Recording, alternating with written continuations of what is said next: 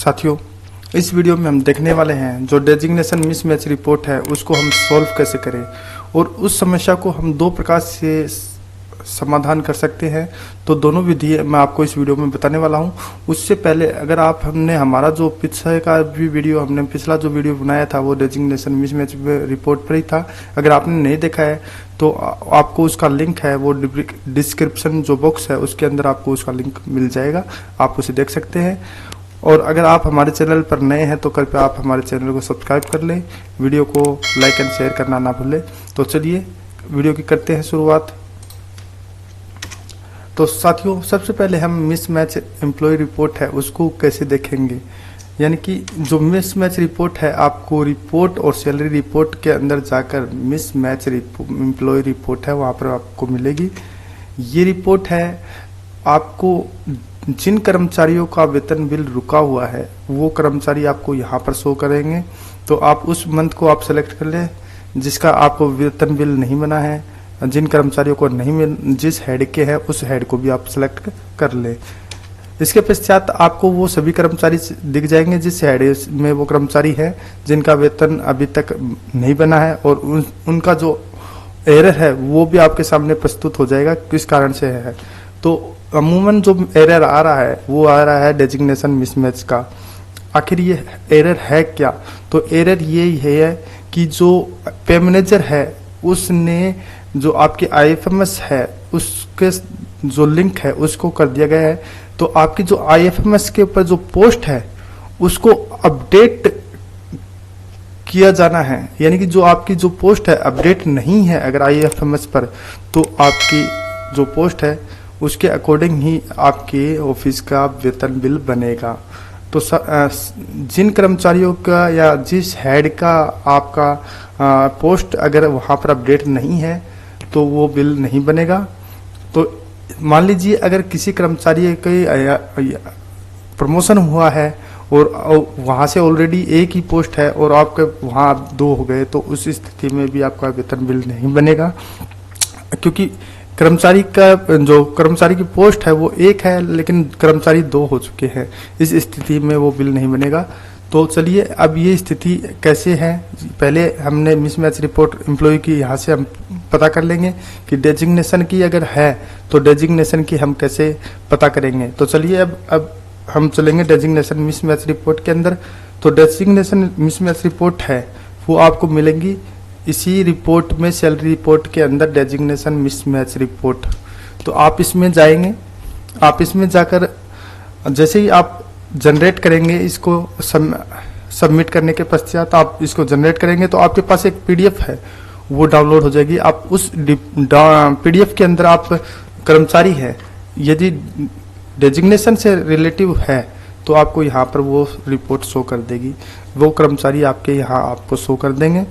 तो आप ये जो अगर आपके पास यहाँ नंबर ऑफ पोस्ट अगर 0 दिखाई देता है तो इसका मतलब ये हुआ कि आपकी जो सेंशन पोस्ट है वो आईएफएमएस पर अपलोड नहीं है, तो आपको एचओडी से उसको अपलोड कराना पड़ेगा। एचओडी अब होता क्या है, एचओडी आपका हेड ऑफ डिपार्टमेंट होता है जहाँ से आपकी पोस्ट या आपका अपॉइंटिंग अथॉरिटी होता है। तो आपको पोस्ट या आपको जो बजट देता है वहीं आपको यहाँ आपकी जो पोस्ट है वो आईएफएमएस पर अपडेट करेगा। तो एचओडी आपका हेड ऑफ डिपार्टमेंट है जिसमें आपके जैसे मान लीजिए एजुकेशन है, एजुकेशन का तो बीकानेर एजुकेशन जो है वो करेगा। इसी प्रकार आपके जो एचओडी है वो आपके ये यहाँ अपडेट करेंगे। तो आईएफएमएस पर अपडेट होगी तभी आपकी जो पोस्ट है वो यहाँ पर आपको शो करेगी पे मैनेजर पर, तभी आपका बिल बन पाएगा। अगर आपके यहाँ नंबर ऑफ पोस्ट 0 है तभी स्थिति में, अगर आपके यहाँ एक पोस्ट या 2 पोस्ट दिखाई देती है और आपके कर्मचारी अधिक हैं, तो मान लीजिए मेरे यहाँ 2 कर्मचारी शो कर रहे हैं जिनका वेतन बिल नहीं बना है लेकिन यहाँ पोस्ट एक ही आईएफएमएस पर, इसका मतलब इस ऑफिस में सेंशन पोस्ट है वो एक है, कर्मचारी 2 हो गए हैं। 2 होने का कारण हो सकता है कि एक का प्रमोशन हुआ है, तो जैसे वो यूडीसी से सहायक प्रशासनिक अधिकारी बना है जिसके कारण 2 सहायक प्रशासनिक अधिकारी हो गए हैं, तो उसका जो हमने पोस्ट है वो अपडेट की है जिसके कारण ये बिल है नहीं बन पाया है। तो अब इस समस्या का हम समस्या के कारण ये जो बिल है ये नहीं बन पाएगा। तो इस समस्या को हम सोल्व कैसे करेंगे? तो सबसे पहले हम अथोराइजेशन के अंदर जाएंगे। अथोराइजेशन में जाकर ये हमारा जो पहली विधि है, जो अथोराइजेशन के अंदर जाएंगे। अथोराइजेशन में जाने के पश्चात आपको एडिशनल डेजिग्नेशन मैपिंग है, इसको आपको करना है। आपको वो कर्मचारी दिखाई दे जाएंगे जिनकी डेजिग्नेशन सही नहीं है।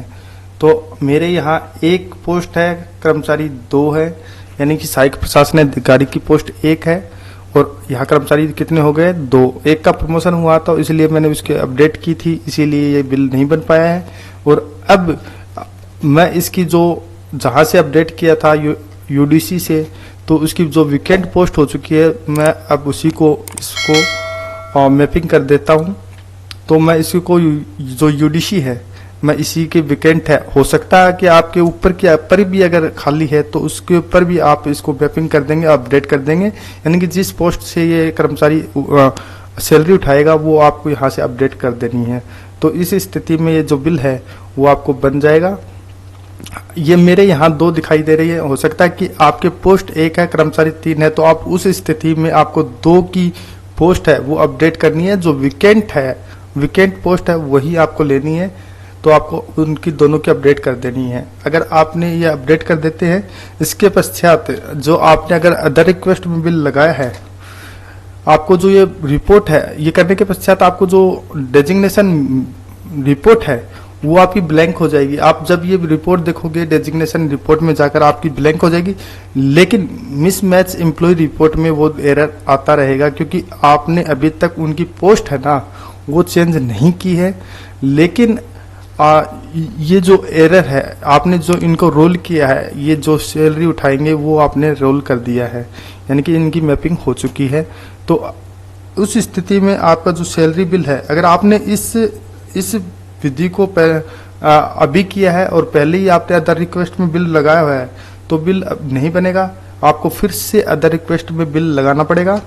तो आपको अदर रिक्वेस्ट में आप बिल प्रोसेसिंग में जाएंगे, सैलरी बिल प्रोसेसिंग में आप देख लेंगे कि अदर रिक्वेस्ट में इन कर्मचारियों की अगर आपने यहाँ पर लगाया है तो आपको शो हो जाएंगे, वो दोनों कर्मचारी यहाँ शो हो जाएंगे, या आपके जो कर्मचारी है वो शो हो जाएंगे। उनको डिलीट करें और फिर से रिक्वेस्ट जनरेट करें। अगर फिर से रिक्वेस्ट जनरेट करेंगे तो आपका जो बिल है वो बन जाएगा। वो बिल आपका एक दिन में, आप जब सिस्टम अपडेट होगा तो वो आप बिल ऑटोमेटिक ही क्रिएट हो जाएगा। अन्यथा अगर फिर भी जो बिल है नहीं बनता है तो उस स्थिति में आपको दूसरी कार्रवाई करनी पड़ेगी, यानी कि समस्या का दूसरा समाधान है वो करना पड़ेगा। तो दूसरा विधि हमारी है, आपको जाना अथोराइजेशन के अंदर। अथोराइजेशन में आप जाएंगे, एम्प्लॉय डिटेल अपडेशन, यहाँ आपको एम्प्लॉय डाटा अपडेट है, इसके अंदर जाना है। इसमें जाकर आपको वही हेड सेलेक्ट कर लेना है और जो इस कर्मचारी का आपका प्रमोशन हुआ है, जो वीकेंड सीट है जिससे वो आया है, वो वीकेंड हुई है, तो आप उसकी जो पिछली पोस्ट है उसी को आपको अपडेट कर देना है। और आप उस फाइल में आप एक ऑफिस ऑर्डर निकाल लेंगे कि इसकी कर्मचारी का प्रमोशन हो चुका है, लेकिन इसकी जो सीट अब IFMS में न होने के कारण इसका जो डेजिग्नेशन है वो पे मैनेजर पर यहीं दिखाया जा रहा है, तो आप उसको अपडेट कर देंगे। उसके पश्चात आप बिल को अदर रिक्वेस्ट में फिर से डाल लें, जो अगर आपने पहले लगा रखा है तो उसको डिलीट करें और फिर से लगाएं, और जो सैलरी बिल है आपका जो बनकर रेडी हो जाएगा। आई होप ये जो मेरा वीडियो है आपको अच्छा लगा होगा। आप मेरे वीडियो को लाइक एंड शेयर करें और मेरे चैनल को सब्सक्राइब करें। धन्यवाद।